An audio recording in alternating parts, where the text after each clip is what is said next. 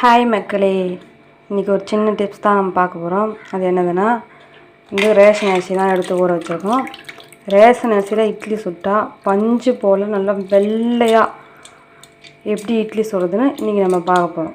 மாவு அரைக்கும்போது நம்ம ஒரு 100 ஜவ்வரிசி இது கூட சேர்த்து ஊற வச்சிடணும். ஒரு அரை மணி நேரம் ஊறினா போதும்.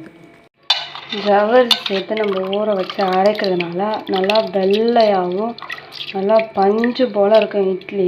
கண்டிப்பாக நீங்களும் ட்ரை பண்ணி பாருங்கள். இதே மாதிரி இதோட அளவை பார்த்துக்கலாமா? அரிசி நம்ம இட்லிக்கு ஊற வச்சுருக்க அளவு பார்த்துக்கலாம். 4 கிளாஸ் அளவுக்கு புழுங்கல் அரிசி, நான் ரேஷன் அரிசி தான் எடுத்திருக்கேன். புழுங்கல் அரிசி 4 கிளாஸு. 1 கிளாஸ் பச்சரிசி எடுத்திருக்கேன். நல்லா 3 மணி நேரம் நல்லா ஊற வச்சு நல்லா வாஷ் பண்ணிவிட்டு அரைக்க போகிறதுக்கு முன்னாடி ஒரு அரை மணி நேரத்துக்கு முன்னாடி நம்ம ஜவ்வரிசி சேர்த்து ஊற வச்சு அரைச்சா நல்லா சாஃப்டாக அவ்வளோ சூப்பராக இருக்குங்க இட்லி. கண்டிப்பாக நீங்களும் ட்ரை பண்ணி பாருங்கள். உளுந்து பார்த்துக்கலாம். உளுந்து நான் கருப்பு உளுந்து தாங்க எடுத்திருக்கேன்.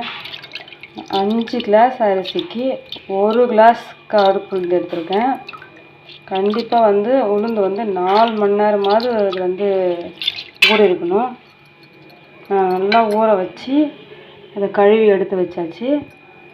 இது கூடவே 1 ஸ்பூன் அளவுக்கு வெந்தயம் ஊற வச்சாச்சுங்க. இதுவும் நம்ம அரிசி உளுந்து ஊற வைக்கும் போதே இதுவும் கூடவே ஊற வச்சுக்கணும். இப்போ நான் இப்போ தான் ஜவ்வரிசி போட்டிருக்கேன். இது அரை மணி நேரம் ஊறணும். ஊறின அப்புறம் தான் அரைப்பேன். நீங்களும் கண்டிப்பாக இதே மாதிரி நம்ம கடையில் காசு கொடுத்து இட்லிக்குன்னு தனியாக அரிசிலாம் நம்ம வாங்க முடியாது.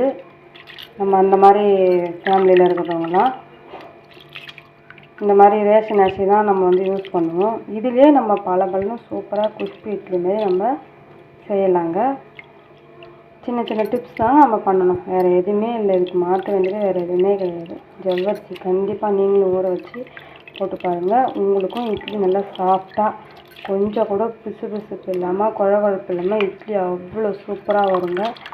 கண்டிப்பாக நீங்களும் இதே மாதிரி ட்ரை பண்ணி பாருங்கள். பாய் மக்களே. இந்த வீடியோ உங்களுக்கு பிடிச்சிருந்தாலும் லைக் பண்ணுங்கள், ஷேர் பண்ணுங்கள். நம்ம சேனலுக்கு கண்டிப்பாக சப்ஸ்கிரைப் பண்ணி வச்சுக்கோங்க மக்களே. நெக்ஸ்ட் வீடியோவில் பார்க்கலாம்.